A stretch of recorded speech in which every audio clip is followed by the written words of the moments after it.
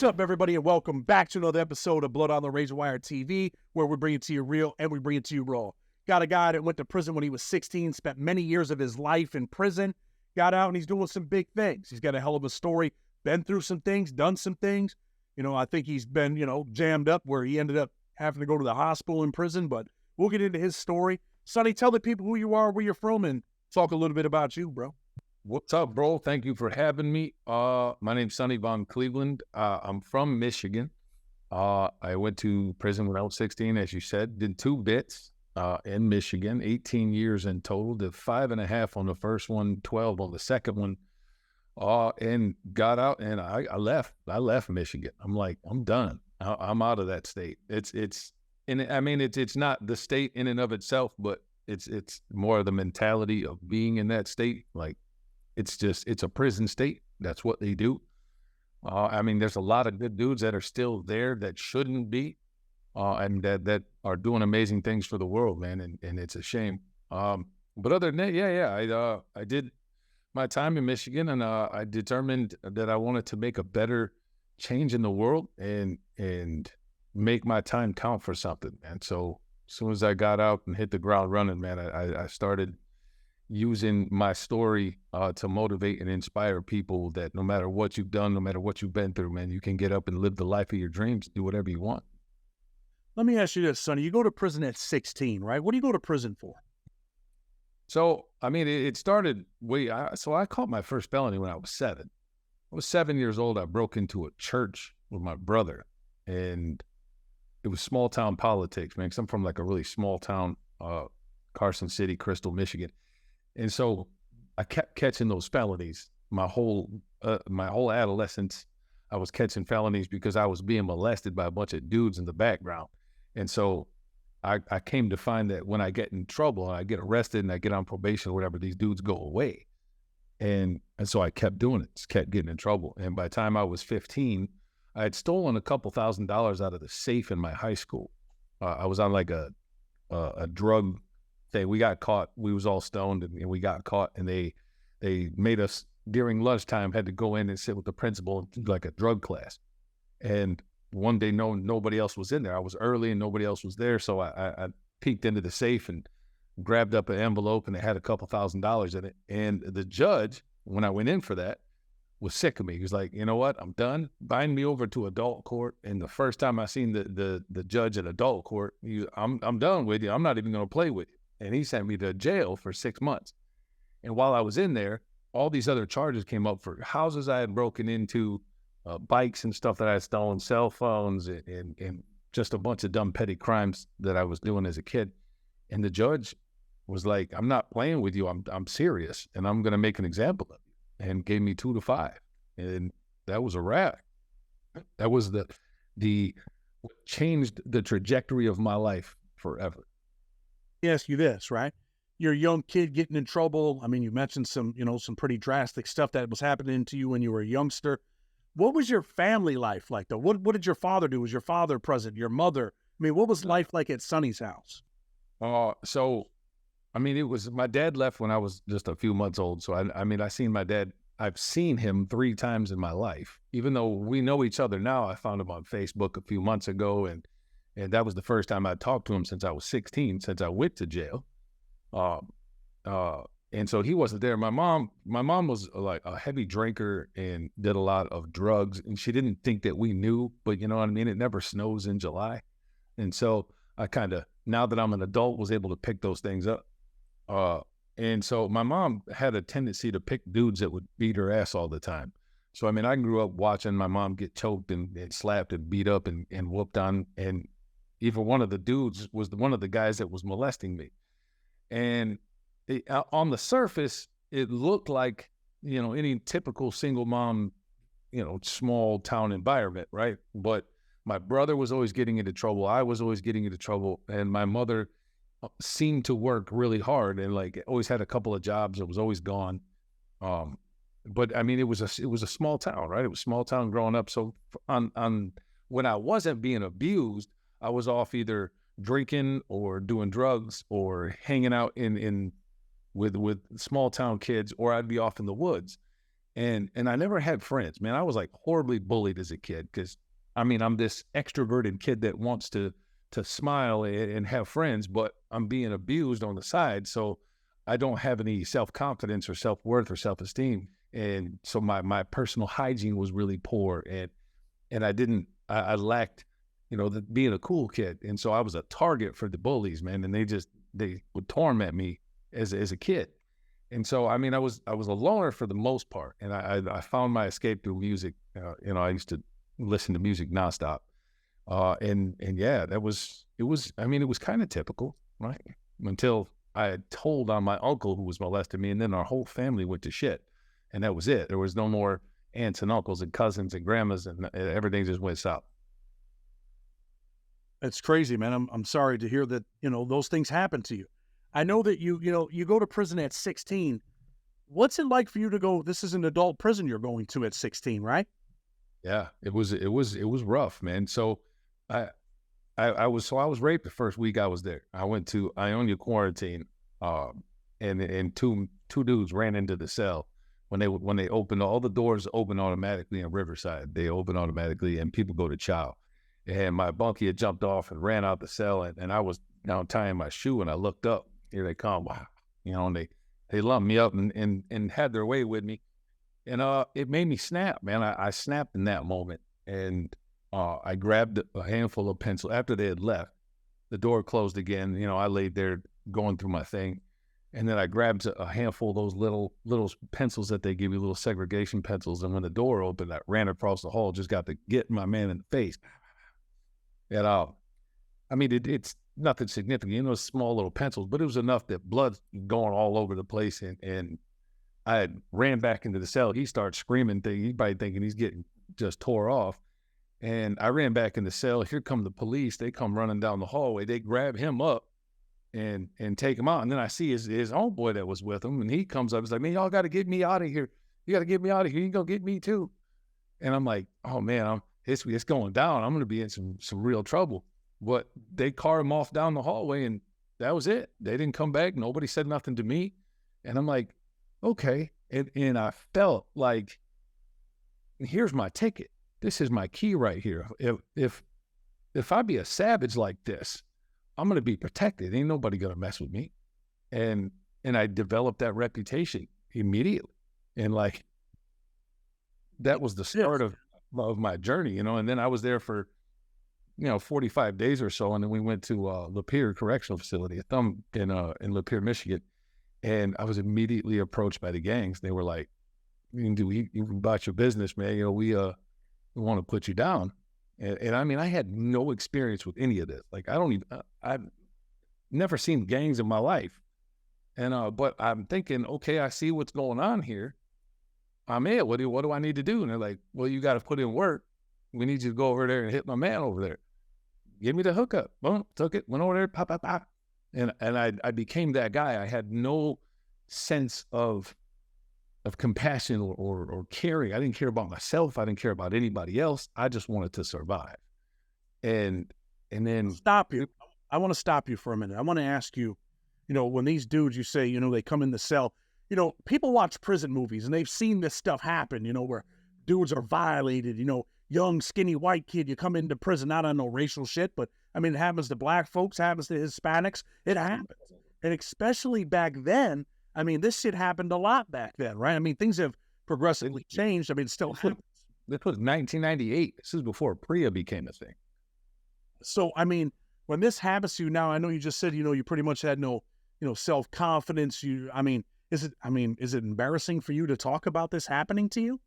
No, it was in the beginning, but this is one of the things that I speak about when because I mentor juveniles and I work with a lot of ex-convicts. Our voice is our healing tool. This is our power, lies in our voice, right? And there's this stigma that people that are victimized aren't supposed to talk about, especially dudes, right? Especially men aren't supposed to talk about being victimized for some reason, right? And it makes you look weak. And that's the stigma that we have to overcome as men. But it takes more courage and strength to be able to talk about your victimization than it does to not. A coward hides, a coward runs. Our voice, the more we talk about it, was really difficult to talk about in the beginning, right? But the more you do it, the easier it gets to do, and that's called healing. And the best part about that is the more you're healing, the more other people hear it, and they can think, man, if he can talk about it, I could talk about it. Because 1 in 6 boys are violated. 1 in 6 boys are molested in this country. And it inspires other people to talk about it and say, because they don't expect a dude that looks like me to say things like this, to talk about this. And then they get inspired to talk about it and share their stories. And then they start healing. And then the people that hear them start healing. And it's a domino effect. And so it was difficult at first, but the more you do it, the easier it gets. You know, there's some young kids watching this right now, right? There's some tough guys watching this show right now. They might be 16, 17, 18. They think they got life figured out. They're out there getting money. They might be doing some robberies. Might be too light to fight, too thin to win. You know what I'm talking about when I say that. You know, there's some young dude, man, that's watching. What was it like for a 16-year-old Sonny, right, to have 2 grown men come in a cell and violate you where, I mean, did you try to fight back in that moment? I mean, did they overpower you? What is it like? No, there's no capability of fighting back, right? Like, again, I was tall, but I was $175, man. I was skinny. I was just a skinny little white kid, and I had long hair. And they had wrapped my hair up and had a knife. And, I mean, I got a little scar up here from it, and then the knife went into my neck, and they're just holding it. And then they took me onto the bunk, and, you know, they got the bar at the end of the bunk, and they put my head over it. So the bar is right here in my throat, right? And then, it's, you know, like, you're going to die if you move. I'm just grip the bar, and you know, it is what it is, man. And, I mean, there's nothing you can do in that moment.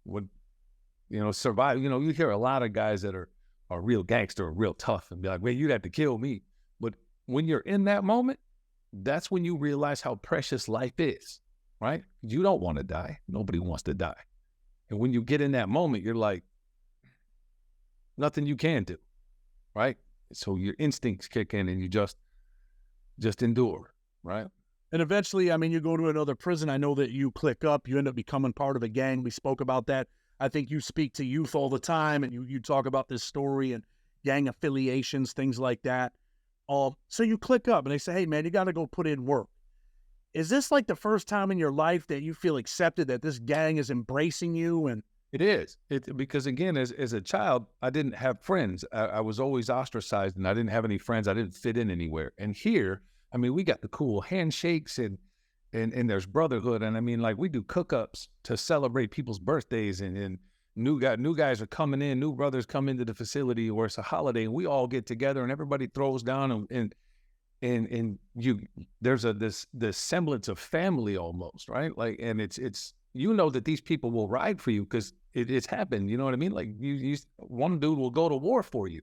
So, right. And so when you see that, you fall in love with it. It's alluring. It's intoxicating. And especially for people that come from broken homes, man, it's like, this is my family. I'll do anything for these guys. I mean, this is my family. But we're too naive to understand that when the head comes over and says, I need you to go over there and take this dude out, he doesn't care about you, man. He doesn't give one shit what happens to you in your life. And that's not love. That's not family. That's not brotherhood. But we get stuck into it. We get intoxicated by it because we're pawns in somebody else's game. And that's all that is. Let me stop you. Some people might get mad that I stopped you, but you know what? Out of all the interviews that I've done, and things that I've done, talked about myself, I couldn't have said that any better. I mean, that's the point that I've tried to get across, right? Some gang members might be mad at us because we talk about it, what life is really like, but that's what you become. You become a pawn. At some points in my life, I did have some authority in certain prisons. I don't really talk about that stuff because I don't glamorize it.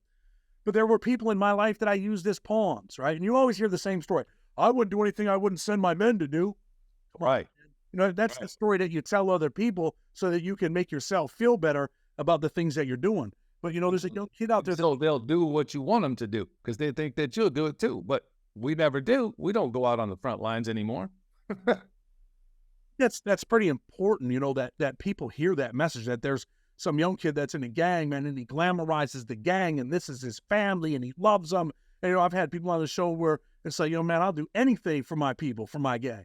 but never realizing that the guy at the top probably wouldn't do anything for you. You know, if it comes down to, you know, we got to send a message. We want you to go, you know, put this dude's lights out, and I'm not going to care if you end up with a life sentence. Just go handle that, homie. Handle that for, you know, for the team. And that shit happens, and dudes end up with life sentences. Right? It happens so much. And the misguided conception behind this is that they think that they're doing something, that they're hustling, right? Like, that's not hustling, bro. That's not a hustler. A hustler gets money and takes care of their family, right? And you're doing somebody else's bidding. You're making money for somebody else. Being in a gang, being in prison, all of that, you're making money for other people. There are so many people that are eating and feeding their family off of your blood, sweat, and tears. That's not hustling. You're not a hustler. That's a crash test done. So, Sonny, you do a couple of years, you get out. How long are you out before you catch your second bid? I was out for about 20 months. I had gone through, so I opened up one of the first privatized youth facilities in the country. And it was in Baldwin, Michigan. It was called Wackenhut at the time, but now it's owned by the Geo Corp. And it was in Baldwin, Michigan. And this place was a freaking war zone, bro.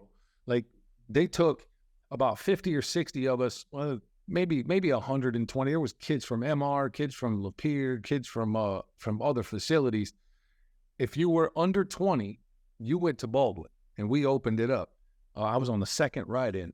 And all the staff there are all of these local rednecks that don't know anything about this. And I even ironically saw a news article from like a year ago. They were hiring again. And one of the girls that's getting there is a girl that works at Subway. And she's about to be a corrections officer. And this was the problem. You put a bunch of us in there that were 15, 16, 17, 18, 19 years old, and we'd all been doing time. We'd done time for 2 years. We were hardened-ass criminals.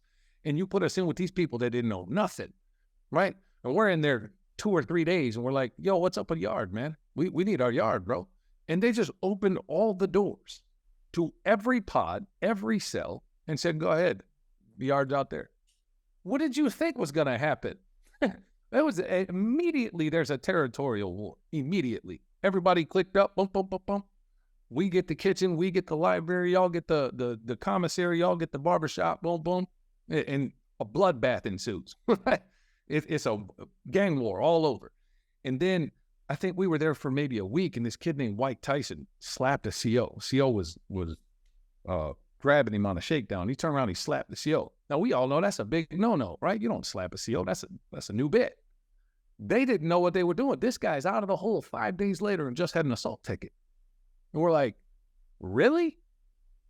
Start slapping all the COs. And you just go to the hole for a week and get back out. And it became a war zone, man. And maybe a month into it, 30 days after we opened that facility, it's the most violent facility in Michigan. It's got the most assaults on staff, assaults on inmates, rapes, stabbings of all the prisons in Michigan. This place is straight gladiator school.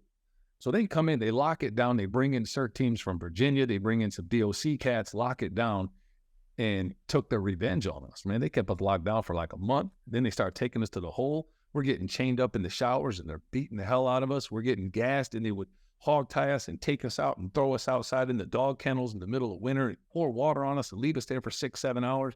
I lost this tooth because a CO wanted to come out and see if I was alive, so he kicked me in the face and kicked my tooth out. and this was my world for 2 years. And then we got out of that. I went back to the DOC, and then I did about another year, and they opened the doors, and I was 21 and gave me 3 condoms and $75 and said, good luck. There's no parole. I maxed out, so there's no parole, no oversight, no nothing. I robbed a dude the first day. Hold on. They give you condoms when you leave the prison? 3 condoms. I threw them. What do I need those for? Threw them away. And so I got out when I was 21. I robbed people the first day I was out. The first day.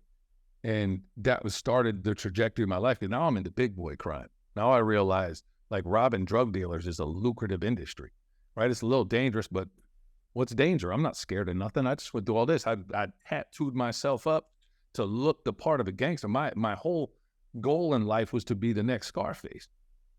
And so I mean, I went across the country, man, got a couple of girls pregnant, was road tripping all over the country, robbing and breaking into houses and dealing with guns and buying and selling and trading guns.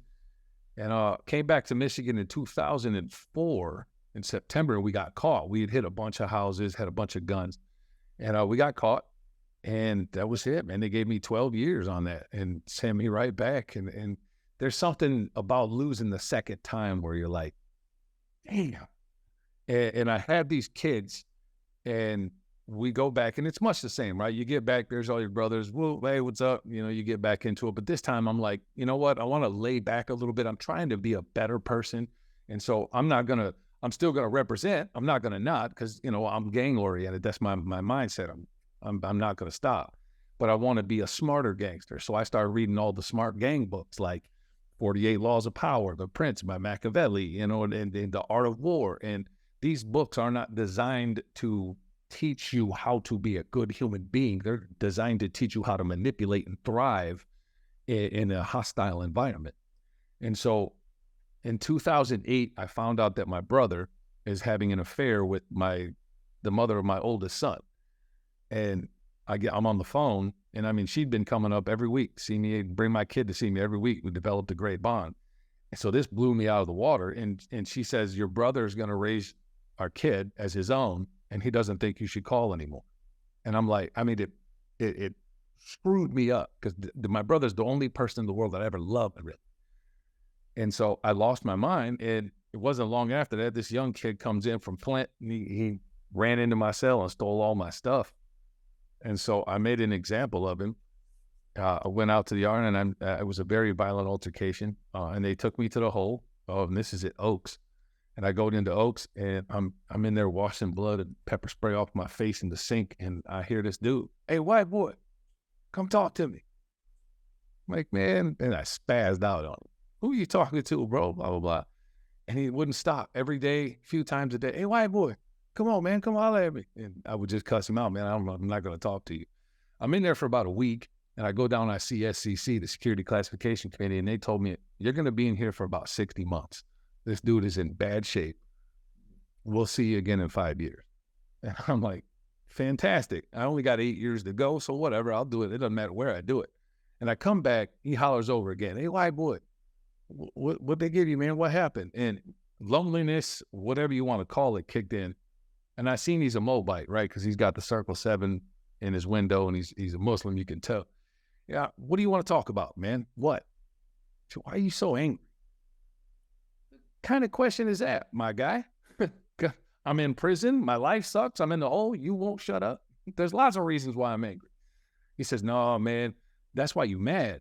Mad is on the surface. You angry. Anger runs deep. You're an angry young man. I had no answer. I'm like, damn, that's deep.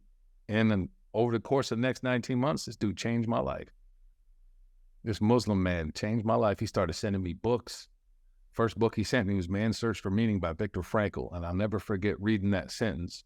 Suffering ceases to be suffering the moment it has a meaning.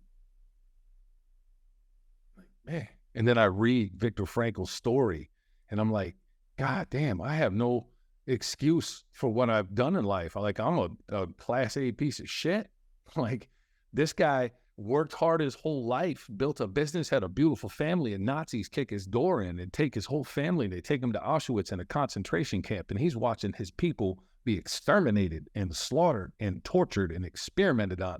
And the whole time, he is smiling, and he's inspiring everybody around him. He's saying that we can't control our environment, but we can control this. They can never take this away from us. And I'm thinking to myself, I have no excuse for the things that I've done, the people that I've hurt, the families that I may have destroyed. Like, I have victimized people and they didn't do anything. They were innocent. And I mean, it spiraled me into this darkness and this depression. And I mean, I was having nightmares. I couldn't sleep.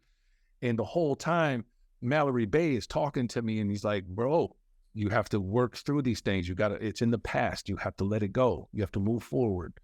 And I mean, over the next 19 months, and I worked it to where I got out of the hole after 19 months, man. From 60 months, I started writing essays and just doing a lot. Read the book, and it's incredible. I'm familiar with the book. Never read it, but I am familiar with it. I also know that I think you had an incident where you could have lost your life in prison, right? Where some dudes got mad at you. Baldwin. Yeah, back in Baldwin, they was doing cell cleaning, and my boy, it was for wolf. It's the Latin term for wolf. The Latinos say wolf. What is it? I don't even remember this one. Lobo. Right, Lobo. So Lobo's like, bro, come out at me.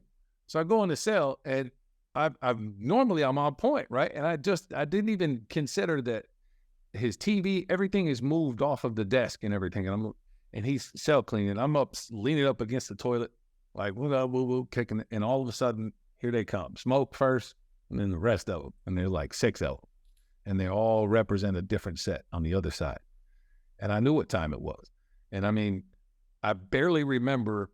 I remember him punching me, and I put my head down and started swinging. And I remember grabbing the cell door. I was laying on the floor, and I'm getting kicked and punched, and I grabbed the cell door, and I pulled myself out, and I'm laying halfway out in the hallway, and they picked me up and threw me over the top balcony, and that's it. I don't even remember going over the balcony. I just remember being picked up, and I mean, I could barely see. And then I woke up a couple weeks later in the ICU over there.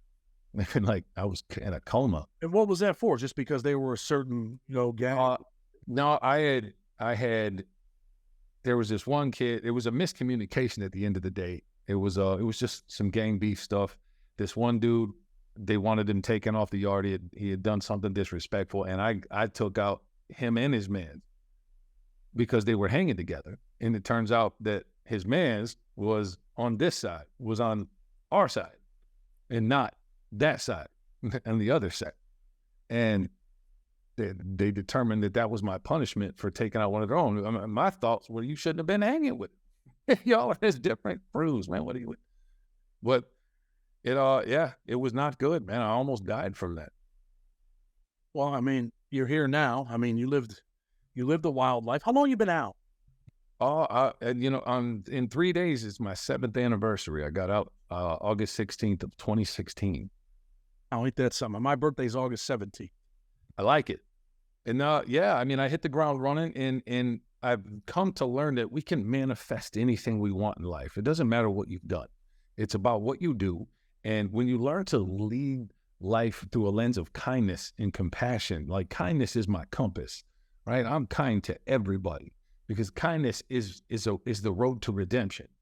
And not only that, it unlocks the universe for you. Whatever you want to do in life, you can. I immediately hit the ground running. I was working, doing demolition with the union, but I started a band, and the band did so good. Like, we got signed to Ferocious Records in 90 days, less than 90 days after the band started. And now I'm touring around the East Coast of the country. I mean, I played in Philly and Pittsburgh and West Virginia, and I'm headlining shows, right? And I mean, I went from sitting in a box to having a bunch of fans screaming. And I mean, it's intoxicating too, right? You can kind of slip. And just because you learn and you grow and you garner this wisdom doesn't mean you're infallible, doesn't mean you're not capable of making a mistake or slipping. And so, you had to go through some ups and downs. But, I decided to, when COVID hit, we couldn't do music anymore. So I started a YouTube channel and was doing music reactions on YouTube and did really well. Got, 40, 50,000 subscribers in a relatively short period of time. And started podcasting it and pushing this narrative of positivity and compassion and overcoming. And then I decided to leave my girl that I was with because she was just not a good person. And she took that really bad. And they hacked into my channel, and channel got deleted. And I saw this. I was homeless, bro. Like, she locked me out of the house, took all my stuff, took my keys. And I saw this as an opportunity to show people that no matter what happens in life, as long as you never give up and you never quit and you stick to your principles of kindness and compassion, that life will always work out. Everything will always turn out. And it did.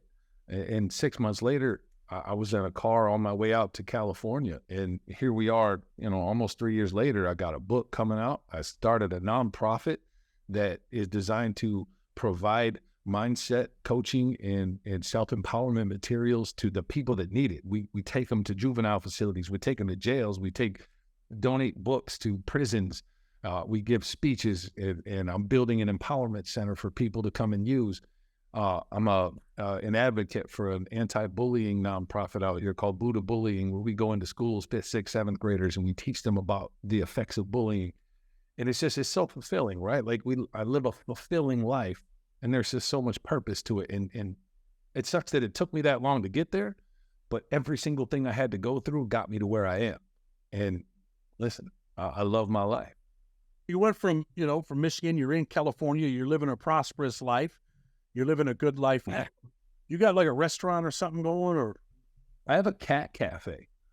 It's a coffee house that's got cats in it. And we're partnered with an animal shelter, and our goal is to help get cats adopted. And I related to that when my wife had come up with the idea. She's like, let's do a cat cafe.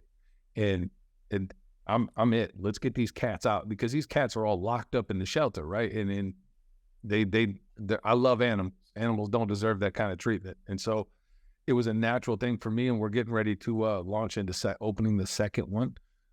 So we're going to franchise it out. We're going to make more. There's no limitations to what you can do in lifetime, man. You can do anything you want. I want people to hear that, man. You went from being homeless to starting your own nonprofit. You're making, some all right money. You're doing some music stuff. You got the cat cafe. You turned your life around, man. Oh, wow. Power of choice. I want people to know we didn't specifically mention the gang that you were in for reasons of, because, the feds could be watching. Anything can happen. And you're living a life, and you don't want that to come back on you. Right. And I don't want to give glory to anybody, to any gangs or none. It's not a good thing. And I work with gang units now, trying to deter these young kids from doing this stuff, because there's only two ways it ends up, right? We all know that. Dead or in prison. You've been through some traumatic stuff. The stories that people hear about on the movies, man, that shit really happened to you. It's real. It does happen. It does happen. It used to happen a lot more back then. I think things have changed. There's a culture now where, prison. They brought Priya in, and that helped out a little bit. But I mean, prison is just a microcosm of the world, right? It's the same thing, just in a smaller, more volatile environment. And so, I mean, you got, the sissies are running gambling tickets in stores, and they never used to be that way. And the rats are protected, and it's a different environment, man. It's hard. I'm so thankful I'm not there. I've got some buddies that are still there that I communicate with, and it's just the whole environment is different. And it's just a different culture, and I'm glad I ain't got to deal with it. Tell us about the book, man. What's the book about? So the book is called Hey White Boy, Conversations of Redemption. And it's basically my life story. We touched on the surface of the things that I went over, but we go more in depth with the time that I served, and the time that Mallory Bay and I spent, the 19 months we spent in the hole together, and the schooling that he put me through, and then what I had to do after that to go out and continue on that path, because I also chose to leave the gang, and that did not go over well when I got out. But I took an oath of nonviolence. I took a personal oath to change my life. And so leaving the gang was a part of that. And that doesn't go over well, especially in prison. And so it's an amazing book. My wife ghost wrote the book with me. She was the ghost writer. And it's dropping September 1st. On Amazon and everywhere you can get it, and it's going to be an amazing book, man. I'm really looking forward to what it can do, because I think there's a lot of guys that get stuck in these situations and feel that they don't have any options, that they don't know where to go. What separates my book from other books that are in this genre are most of these guys that are motivational speakers. They try to tell you what to do. Like, here's 4 keys, and here's 5 steps, and here's 7 secrets, and the 19 Nokian calls. And I don't do that, right? Here's my life. This is what I've endured in my lifetime. This is my experience. And these are the methods that I use to get through it. And if that can help you in some fashion, if there's something you can take out of it and use it in your own life, awesome. If you can't, it's okay too, right? I'm hoping that my story is an inspiration to somebody and gives somebody an alternative option to navigate through the trauma that they've experienced in their life. Listen, man, I appreciate you coming on. Maybe September 1st, you hit me up, and I'll put it on the community page. I'll put your link for your book and all of that. Anything you want to say before we go, man? What message would you give to the youngsters? Life is a choice. Everything that you do in this lifetime is a choice. And if you choose, listen, there's no better high than making your own money and healing and helping the world heal. The most gratifying thing I've ever had is somebody send me a message and say I was going to kill myself until I watched your stuff, and you've given me hope. And there's no other high or adrenaline rush like it. Lead your life through the lens of love and kindness, and that's it, man. And make a choice. Every single moment of your life is a choice. Choose it. Sonny, man, I definitely appreciate you coming on, sharing your story. Not an easy story to share, I'm sure, you know. You get guys that come on here and talk about booty bandits and, when I was at this prison, I seen this. You actually lived that, man. You were violated by what we do refer to in prison as booty bandits. So I know it's not easy. It happens to more people than we realize, and a lot of them will hide from it. And, you get a lot of guys that come out and try to portray a tough life in prison, that they were shot callers and all that stuff. And there's no glory in that, right? Because be authentic, man. Just be real. Healing is so much more gratifying. I agree with you. No glory in it. But anyway, listen, bro, I'm glad to see you around. I'm glad to see you doing big things. You went from homeless to living a good life. You ain't homeless no more from the looks of the pictures behind you. I wish you the best, bro. I hope that things work out for you. Tell people, man, if you like what we're doing, man, this story is real. It's raw. With respect, Blood on the Razor Wire TV. Until tomorrow, we're out.